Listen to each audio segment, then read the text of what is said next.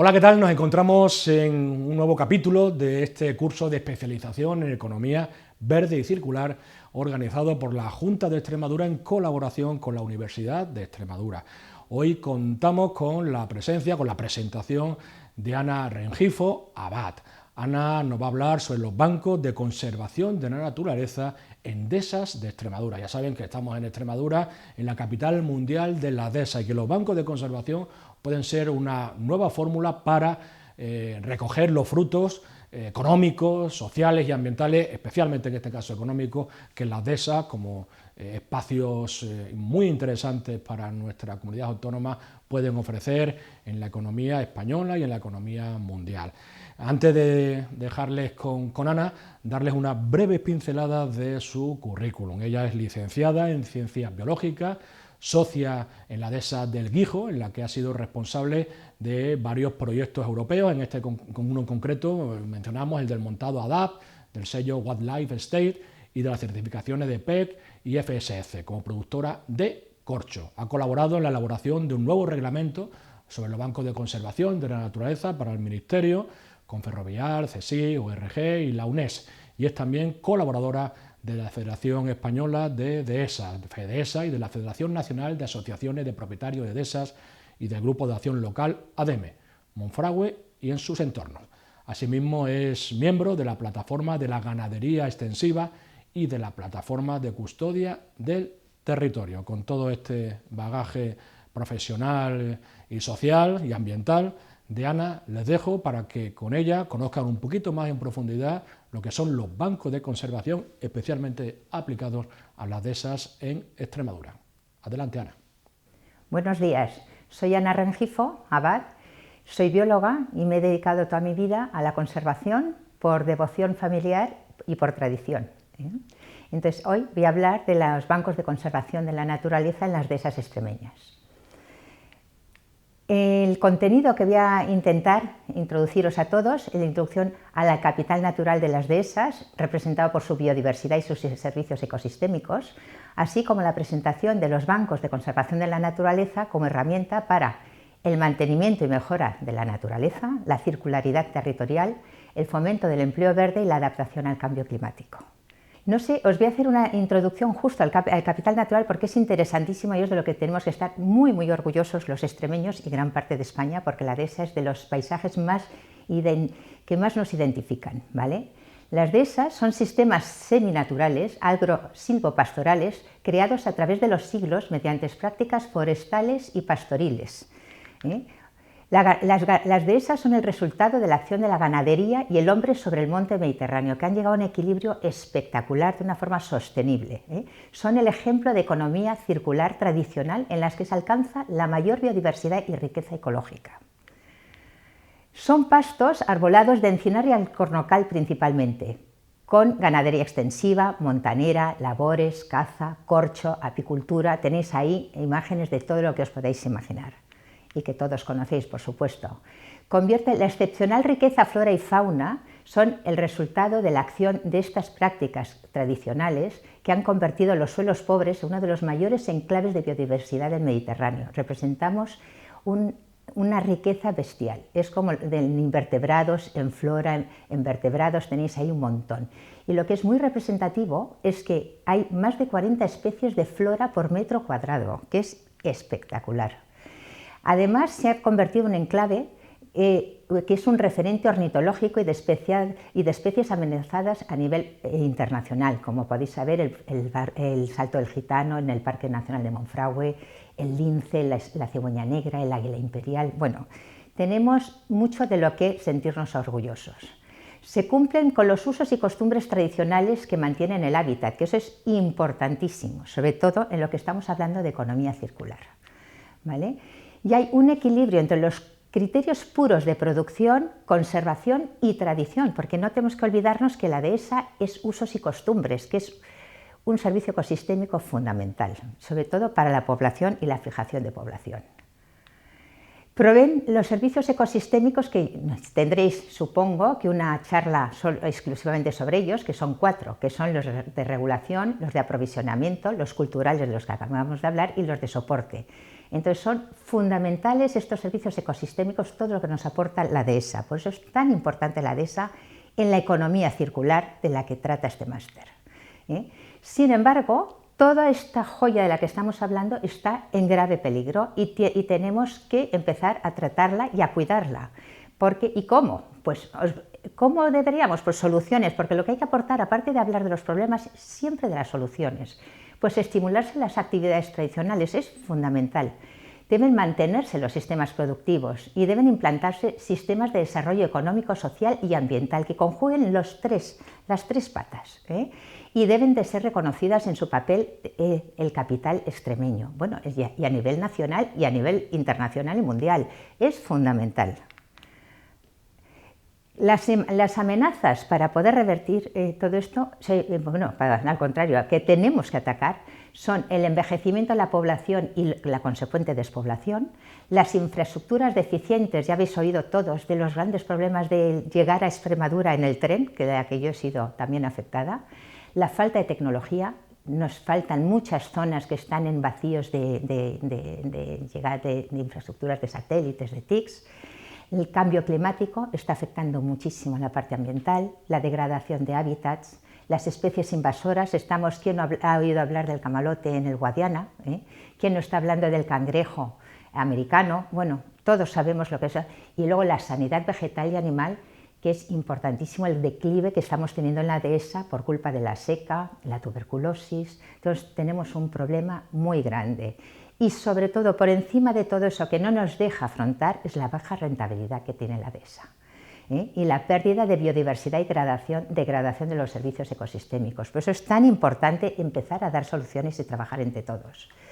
Una opción que ha salido, además ha sido invención mía, ha sido una oportunidad en la innovación de ahora que tenemos que valorizar nuestros productos, como por ejemplo las islas de corcho natural, que son plataformas de vegetación acuática que han salido en el ámbito de un proyecto LIFE, el LIFE Montado Adapt. Y es, como veréis en las fotos, son plataformas que nos sirven para fitodepurar, son sumidero de carbono, que es interesantísimo, tendréis otra charla al respecto, refugio de fauna, potenciación de biodiversidad, restauración de paisaje, forraje para ganado de fauna, artesanía, porque también se pueden criar ahí eneas que luego se puedan usar y reactivar artesanía pura tradicional. O sea que ideas no nos faltan, hay que aplicarlas y nos tienen que apoyar. Y en todo este conjunto os voy a hablar ahora de los bancos de la conservación de la naturaleza, porque es una herramienta, es un sistema que lleva funcionando muchísimo tiempo en el extranjero, lleva más de 30 años en Estados Unidos, en Australia más de 15 años, en los wetlands en Europa también funcionan y aquí se llevan estudiando, ya está en la ley, pero se están ahora estudiando la regulación. Por eso es tan importante que sepáis lo que son los bancos de conservación de la naturaleza, porque están incluidos en la Estrategia Extremadura 2030 y son parte de este máster. Entonces, es una nueva herramienta de economía verde circular para la no pérdida neta de biodiversidad, que es una de las prioridades españolas y europeas que hay y que lo recoge también la Ley 421 del 2017. Y que permite la financiación también del territorio y el empleo verde. ¿Por qué es tan importante? Porque es economía circular. Y todo esto se plasmó en la Ley del 21 del 2013, en la disposición adicional octava, en la cual los bancos de conservación de la naturaleza vienen definidos. Ahora falta la regulación, ¿vale? ¿Cuál es la finalidad de los bancos? Pues la finalidad de los bancos de conservación de la naturaleza es la no pérdida neta de biodiversidad y geodiversidad, porque no hay que olvidarnos siempre, todo el mundo mira el vuelo, pero hay que acordarse del suelo, que es tan importante o más porque es la maceta que sustenta la vida, ¿vale? Y también va a servir para compensar los impactos ambientales y servicios ecosistémicos afectados por obras. Hasta antes de la Ley 21/2013 se compensaban las obras por otro tipo de herramientas y de situaciones. Ahora os vamos a explicar cómo esto le da una vuelta. Y se permite la participación ciudadana en la conservación del patrimonio natural y mediante la financiación de la conservación. ¿Cómo se puede, por ejemplo, compensar el daño residual realizado por las obras? Se calcula en las obras, se calcula el daño realizado, se cuantifica y se compensa económicamente. Hasta hace unos años pues, se hacían polideportivos, campos de golf, lo que necesitara la zona afectada. Incluso se iba ese dinero a otras zonas. Sin embargo, a partir de esta ley, la compensación tiene que ser ecológica, o sea, hay que restaurar lo que se destruye y hacer posible in situ. Y aquí nace la necesidad de los bancos de conservación de la naturaleza, por eso es el nombre, ¿vale? Y permite también cumplir la jerarquía de la mitigación. No voy a daros una charla aquí de conservación y compensación, pero sí que sepáis que en las obras hay que cumplir una serie de requisitos, que es lo que es la jerarquía de la mitigación. Es que los daños se evitan, o sea, si es posible, se evita destruir ejecutando otra alternativa, otro trazado, para que os hagáis una idea. Si no se puede evitar, hay que reducirlos. Se realiza el menor daño posible buscando las mejores alternativas. Si no, y luego, aparte de reducir, los daños que se provocan hay que restaurarlos. Entonces, toda una carretera que afecta a todo un encinar, pues hay que restaurar ese encinar a ser posible. Entonces, se realizan las obras que dejen el paisaje como estaba en la medida de lo posible. Pero, ¿qué pasa?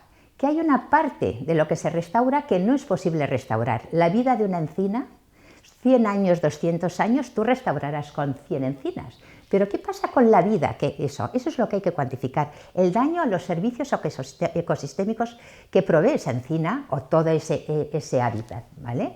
Entonces, todos esos daños residuales, aunque es difícil, pues ahora se intentan cuantificar, y entonces se compensan y, a ser posible, un hábitat con otro igual si es de interés o similar, a ser posible. Entonces, ¿qué es un banco de conservación de la naturaleza? Es una superficie de territorio de titularidad privada o patrimonial. No pueden ser públicos, porque los públicos ya el Estado tiene la obligación de restaurarlos. Esto es ir más allá, es dotar de una herramienta al territorio que ayude a la conservación, porque estamos viendo que todo se está degradando. Los estados no llegan, no tienen presupuesto, lo estamos viendo con la pandemia, con la sanidad, con todo. Entonces, ¿cómo conseguir incluso llegar a la meta de One Health, que es una salud? Es ayudar entre todos a través de otras herramientas.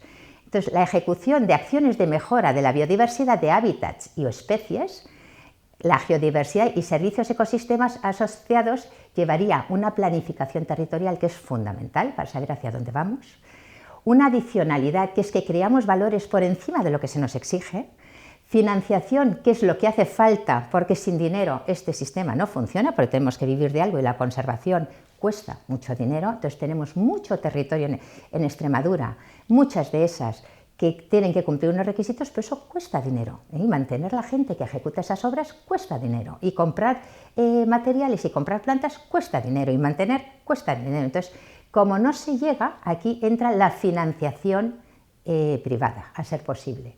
Y luego es una herramienta voluntaria, que eso es lo más interesante, no obliga a nadie. Esto es simplemente una herramienta más en la ley de evaluación ambiental.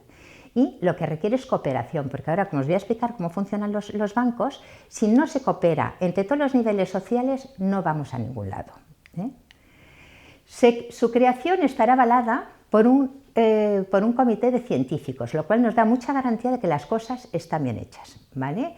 Cada año habrá una entidad de vigilancia ambiental que elevará un informe y dirá si se hacen las cosas bien o no se hacen bien, lo cual aquí da cabida a muchas entidades técnicas, como son las entidades de custodia del territorio con las que enlazamos, que eso es importantísimo, empezar a colaborar y cooperar entre nosotros.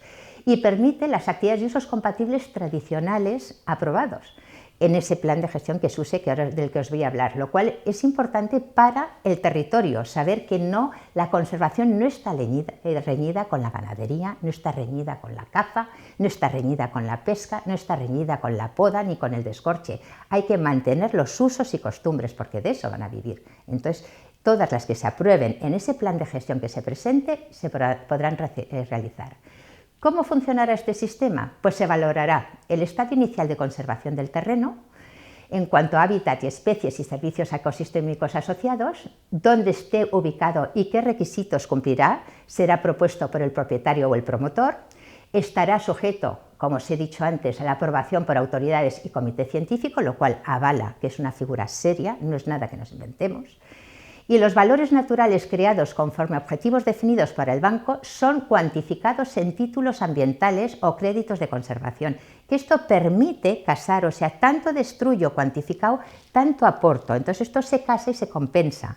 Entonces es una herramienta muy transparente, digamos, entonces muy objetiva. Estos créditos serán unos títulos que quedarán inscritos en un registro del Ministerio de Medio Ambiente y de la Junta de Extremadura, de la Administración Pública que competa, y podrán ser objeto de transacción, que esto es lo interesante. Los promotores pueden trabajar con los propietarios, tanto ayuntamientos con fincas patrimoniales como privados, y poder así optar a compensar en áreas que lo necesiten o que lo merezcan, ¿vale?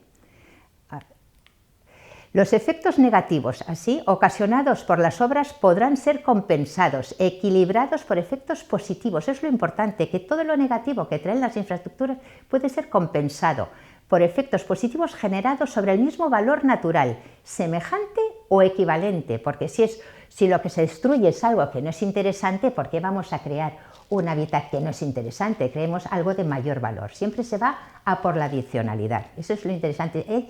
Hay ambición de conservación, ambición ambiental. Las compensaciones serán próximas geográficamente a ser posible. Eso es lógico, no le podemos dar a Portugal lo que estamos construyendo aquí, o a Andalucía lo que estamos destruyendo aquí, ¿no? Los créditos podrán ser comprados por las constructoras o inversores. ¿Por qué no Leche Pascual, digamos, o cualquier empresa no puede invertir en conservación? Como se ve que hay muchos que tienen ahí, es responsabilidad social corporativa, ahora podríamos decir responsabilidad ambiental corporativa, ¿no? Y pueden invertir en obras a ejecutar o a conservar a futuro. Por eso a lo mejor es el nombre del banco. Banco es... Los créditos sí son depositados como medidas compensatorias por daños residuales de obras que se consolidarán. Es decir, que una vez que sean compensados, si la promotora casa con el dueño de los bancos, se retiran. Ya no puede haber una doble contabilidad, no se van a volver a poner en el mercado, que eso es muy interesante. Otras cuestiones que implican el propietario o promotor, porque puede ser el que financie o que promueva un banco, pues un promotor, pero siempre sobre un terreno privado, presentará un plan de gestión aprobado por el Comité Científico, como ya os he dicho anteriormente. Este plan de acción es muy importante porque para ejecutarlo se necesita gente.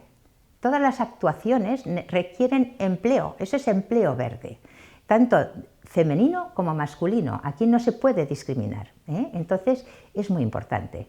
Y luego habrá un plan de mantenimiento. El plan de acción será lo que estime necesario para crear esos valores adicionales que serán cuantificados, y luego hay un tiempo que está por regular aún, en el cual hay que mantener esos valores creados, que eso es interesantísimo. Se alargará en función de lo que se establezca en el reglamento en cuestión o las administraciones competentes.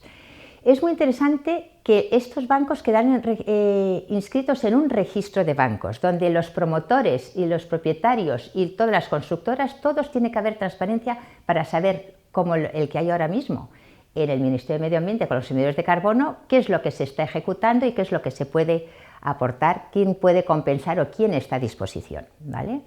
El plan del mantenimiento lo tiene que llevar el propietario, que recibirá una cuantía anual para cubrir las necesidades de conservación, que eso es muy interesante, eso es dinero que se está aportando, que eso es importante para mantener el campo, porque el campo a este paso es que con la baja rentabilidad va a acabar olvidándose. Las nuevas generaciones viven de sus sueldos cada vez más escuetos y no van a tener cómo mantener el campo. Entonces tenemos que aportar dinero para fijar y crear interés por la conservación, pero una conservación rentable.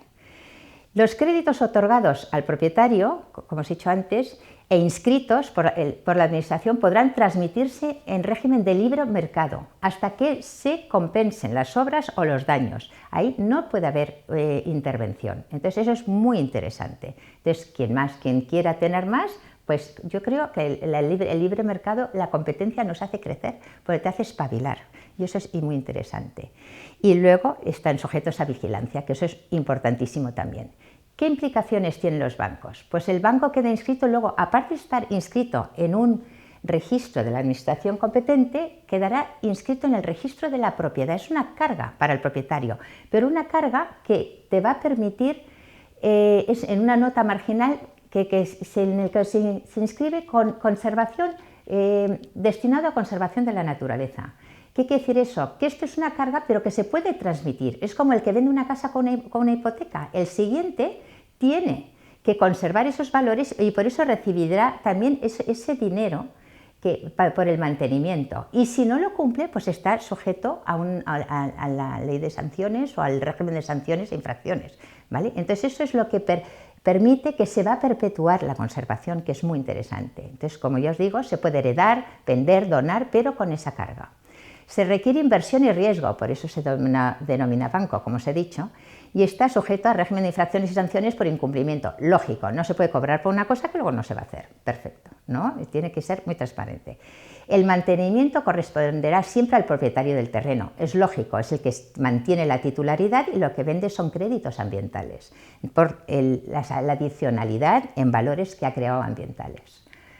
¿Por qué los bancos de conservación de la naturaleza? Pues porque se conseguirá, como os hemos dicho, la no pérdida neta de biodiversidad, se valorizarán los servicios ambientales de los hábitats de especies y se gratificará por ello, o sea, es como un resumen, y las empresas promotoras y constructoras podrán cumplir con las medidas compensatorias de las obras, restaurando hábitats como los que han destruido, tanto de especies como de animales, vegetales, como la geodiversidad, etc. Y las empresas podrán invertir en los bancos como responsabilidad ambiental corporativa, como os he dicho yo. Es una medida de que vayan a poder entrar en el territorio. La premisa es trabajar por y con la naturaleza, mediante la aplicación, comunicación y difusión a todos los niveles de todas aquellas prácticas de gestión adecuadas, consensuadas y aprobadas, tanto a corto como a medio y largo plazo. Entonces es para mí muy interesante. Está demostrado que el incremento de la biodiversidad minimiza la exposición a las variaciones ocasionadas por el cambio climático y por ello aumenta la capacidad adaptativa de los ecosistemas a la exposición y sensibilidad de los mismos frente a los cambios que puedan sobrevenir.